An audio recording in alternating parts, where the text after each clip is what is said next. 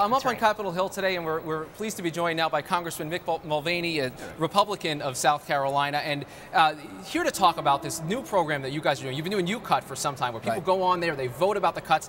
Now they're actually going to have teeth. What is this going to mean functionally? Oh, it's great. We're actually going to get a chance to cut spending, and folks back home are going to be involved in the process of actually cutting specific programs. So I'm real excited about it. So what is it going to mean? So if people go on there and they vote to say we're going to cut defense programs, there's actually going to be a vote on the floor of the House to do that? Right. What'll happen is each week we'll offer 3 proposed cuts, and folks can go online and vote for which of those 3 cuts they'd like to see. And whichever wins that particular week, that cut will turn into a bill, which will go through the committee process, end up on the floor, and get a vote as to whether or not we can actually cut that. Even if it's something you don't want to see cut, yeah, absolutely. You'll bring the vote up. And we're going to also reach out to folks from back home for suggestions on what we need to cut. I'm always stunned that folks back home actually call me and tell me that the federal government is doing things that I didn't know about, and I'm here every single day. So I'm really excited about the grassroots nature of this. We've had hundreds of thousands, literally hundreds of thousands of people each week participate. We're looking to try and get 1 million people involved every week this year.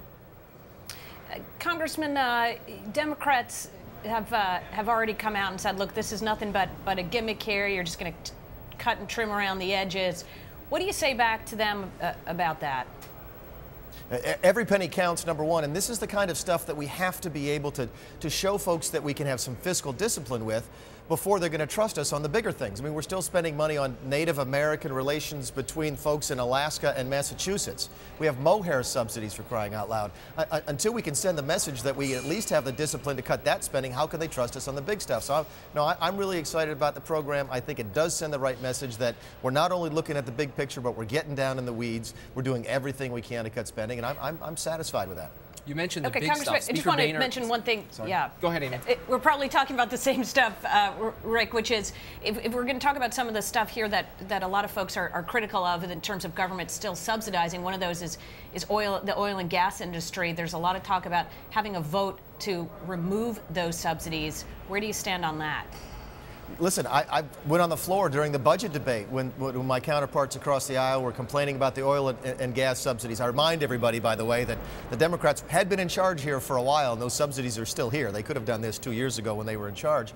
But I bring up not only those subsidies, but the 7 to 10 times larger subsidies that green energy gets. And I'm one of the folks who wants to say, listen, let's just get rid of all of these subsidies. Let's level the playing field. Let's let the market work. And I hope we get a chance to do that this year. In fact, I'm confident that we will.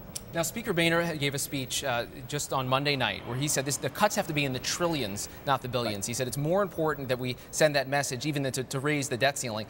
Realistically, though, trillions of dollars, how can that possibly be cut? And without even looking at revenue, if you listen to Speaker Boehner, he says we're not even looking at the revenue side. Well, I mean, to the first half of your question, which is how can you cut trillions of dollars? You just decide that you're going to do it. I mean, that's how it happens. So what has to go? Obviously, Medicare has to major restructuring there. You cannot balance the budget, which is what the goal of many folks, myself included. You cannot balance the budget, nor can you save these entitlement programs without actually reforming them. Remember, don't forget that what gets lost in this a lot is the fact that Medicare's gone in 9 years. It's out of money. In fact, it's gone as a system in 2015 under the Obamacare program. So when a lot of folks back home tell me, listen, I like the way Medicare is, can't we leave it the same way? My answer is that went away with Obamacare last year. So now that Medicare has been put on the table by the other side, I think we get a chance to talk about it. And you cannot balance the budget, nor can you save those programs without reforming the entitlements. So does defense have to be cut as well? Defense has to be on the table. There's no question. There's a group of Republicans, myself included, who think that we should be cutting defense.